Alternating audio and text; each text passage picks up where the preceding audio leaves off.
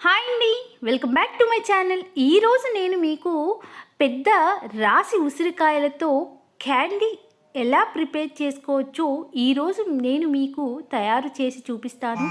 ఈ ఉసిరికాయలు మనం ఒకటి కంటే ఎక్కువ తినలేము కదండి. ఇలా క్యాండీ చేసుకుంటే మనం 2-3 కన్నా ఎక్కువే తినగలం. ఈ రాసి ఉసిరికాయలతో తయారు చేసిన క్యాండీ, ఆమ్లా క్యాండీ అనేది మనకి సంవత్సరం పాటు నిలవ ఉంటుందండి. ఇలా చేసుకుని మనం స్టోర్ చేసుకోవచ్చు. ఇది మనం బయట అయినా స్టోర్ చేయొచ్చు, ఫ్రిడ్జ్లో అయినా పెట్టుకోవచ్చండి. ఈ రాసి ఉసిరికాయల్లో మనకి సి విటమిన్ అనేది బాగా ఎక్కువగా ఉంటుంది. ఈ ఉసిరికాయ తినడం వలన హార్ట్కి, డైజెషన్కి చాలా మంచిది. అలాగే ఇమ్యూనిటీని బూస్ట్ చేస్తుంది, డీటాక్సిఫికేషన్కి హెల్ప్ చేస్తుంది. డైలీ తినడం వలన లివర్కి, ఐస్కి, హెయిర్కి, స్కిన్కి చాలా మంచిది. ఆమ్లా క్యాండీ కోసం పెద్ద రాసి ఉసిరికాయలు 10 తీసుకున్నానండి. వెయిట్లో 1/2 kg ఉంటాయండి. నెక్స్ట్ వీటిని మనం స్టీమ్ చేయాలి. మీకు స్టీమర్ ఉంటే స్టీమ్ చేయండి. దాంట్లో నాకు స్టీమర్ అవైలబుల్ లేదు కాబట్టి కుక్కర్లో చేస్తున్నాను. కుక్కర్ పెట్టి ఒక 1/2 గ్లాస్ వాటర్ యాడ్ చేశాను. నెక్స్ట్ ఇడ్లీ పాత్రలో రేకులు ఉంటాయి కదండి, దాంట్లో ఒక రేకు తీసుకుని కుక్కర్లో పెట్టి నేను తీసుకున్న 10 రాసి ఉసిరికాయలను కడిగి తీసుకున్నానండి. ఇది కడిగిన ఉసిరికాయలను ఈ ప్లేట్లో పెట్టుకుని మనం స్టీమ్ చేయాలి. నెక్స్ట్ నేను కుక్కర్ పైన నార్మల్ ప్లేట్ అనేది పెడుతున్నానండి. ఇది మనకి రాసి ఉసిరికాయలు ఉడకడానికి 15-20 మినిట్స్ అనేది పడుతుందండి. మనం 15 మినిట్స్ తర్వాత చూస్తే మనకి ఇలా కుక్ అయి ఉంటుందండి. నెక్స్ట్ ఒక 5 మినిట్స్ ఉడికించి మనం స్టవ్ ఆఫ్ చేసేవచ్చు. ఇది ఇలా స్టీమ్ అయిన ఉసిరికాయల్ని మనం చల్లారనివ్వాలి. చల్లారిన తర్వాత తొనలుగా వలుచుకోవాలండి. ఈ రాసి ఉసిరికాయలలో ఉన్న గింజని మనం తీసేయాలి. నేను మొత్తం అన్నీ ఇలాగే ఒలిచి పెట్టుకున్నానండి. నెక్స్ట్ మనం మిక్సర్ జార్లోకి ఈ రాసి ఉసిరికాయల్ని యాడ్ చేసి ఫైన్ పేస్ట్ లాగా గ్రైండ్ చేయాలండి. అస్సలు వాటర్ అనేది యాడ్ చేయకూడదండి. ఈ పేస్ట్ కన్సిస్టెన్సీ మనకి ఇలా వస్తుందండి. గ్రైండ్ చేసిన తర్వాత మెత్తగా గ్రైండ్ చేసుకోవాలండి. నెక్స్ట్ మనం స్టవ్ మీద పాన్ పెట్టి కొంచెం నెయ్యి యాడ్ చేశానండి. నేను 1.5 టేబుల్ స్పూన్ వరకు నెయ్యి యాడ్ చేశానండి. నెక్స్ట్ మనం గ్రైండ్ చేసి పెట్టుకున్న ఉసిరికాయల పేస్ట్ మనం ఈ పాన్లోకి యాడ్ చేసేయాలి. మొత్తం పేస్ట్ యాడ్ చేసేసిన తర్వాత మొత్తం మనం మిక్స్ అయ్యేలాగా కలుపుకుంటూ ఉండాలండి. ఎందుకంటే అడుగంటు పోతుందండి. సో మనం మంటని లో టు మీడియం ఫ్లేమ్కి అడ్జస్ట్ చేసుకుని కలుపుతూనే ఉండాలండి. ఎందుకంటే మనం కలపడం ఆపేస్తే ఉసిరికాయల పేస్ట్ పాన్కి అంటుకుపోతుందండి. అందుకే మనం కలుపుతూనే ఉండాలి.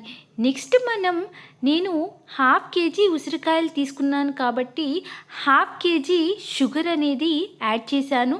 సో ఇది మనం ఈ ఆమ్లా క్యాండీ అనేది షుగర్తోనే కాదండి, బెల్లంతో అయినా చేసుకోవచ్చు, తాటి బెల్లంతో అయినా చేసుకోవచ్చు, తేనెతో చేసుకోవచ్చు, చెరుకు పానకంతో కూడా చేసుకోవచ్చు, ఆర్ పటికి బెల్లంతో అయినా మనం చేసుకోవచ్చండి. ఈ ఆమ్లా క్యాండీని మీకు ఏది అవైలబుల్గా ఉంటే దానితో తయారు చేసి చూడండి ఒకసారి. చాలా అంటే చాలా టేస్టీగా ఉంటుంది ఈ ఆమ్లా క్యాండీ. నెక్స్ట్ మనం ఇది మొత్తం మిక్స్ అయ్యేలాగా కలుపుకోవాలండి. మంటని మాత్రం లో ఫ్లేమ్లోని ఉంచండి. ఇది మనకి కుక్ అవ్వడానికి ఒక 15 మినిట్స్ పడుతుందండి.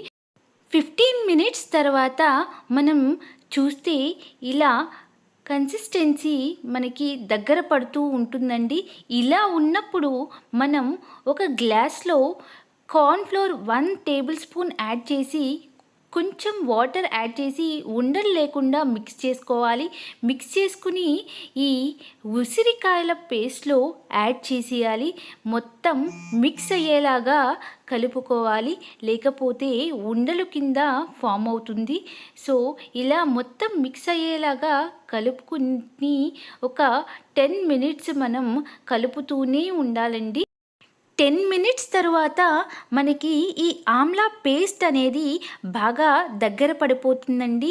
ఇలా ఉన్న స్టేజ్లో మనం ఒక చెక్క నిమ్మబద్ద యాడ్ చేసి ఇంకా స్టవ్ ఆఫ్ చేసేయొచ్చండి. ఈ నిమ్మకాయ రసం మొత్తం మిక్స్ అయ్యేలాగా కలుపుకోవాలండి. నెక్స్ట్ ఈ ఆమ్లా పేస్ట్ని వేడిగా ఉన్నప్పుడే ఒక ప్లేట్లో కొంచెం నెయ్యి యాడ్ చేసి ఈ మొత్తం పేస్ట్ని ఆ ప్లేట్లోకి యాడ్ చేసేసేయాలి. యాడ్ చేసి మొత్తం ఆ ప్లేట్ అంతా స్ప్రెడ్ అయ్యేలాగా చేయాలి. మీ దగ్గర బటర్ పేపర్ ఉంటే బటర్ పేపర్ మీద కూడా వేసి చేసుకోవచ్చండి. నా దగ్గర అవైలబుల్గా లేదు కాబట్టి నేను ప్లేట్లో యాడ్ చేశాను. ఇది ఒక 10 to 15 మినిట్స్ వరకు అలా వదిలేస్తే కూల్ అయిపోతుందండి. నెక్స్ట్ వేడి తగ్గిన తర్వాత మనం పీసెస్ కింద కట్ చేసుకోవాలి. చిన్న చిన్న పీసెస్ కింద కట్ చేసుకోవాలి.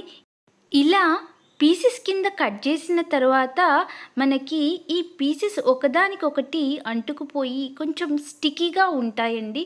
సో ఇలా ఉండకుండా ఉండాలి అంటే ఈ పీసెస్లో మనం షుగర్ పౌడర్ కానీ పటికె బెల్లం పౌడర్ కానీ యాడ్ చేస్తే మనకి స్టిక్కీగా ఉండకుండా ఉంటాయి.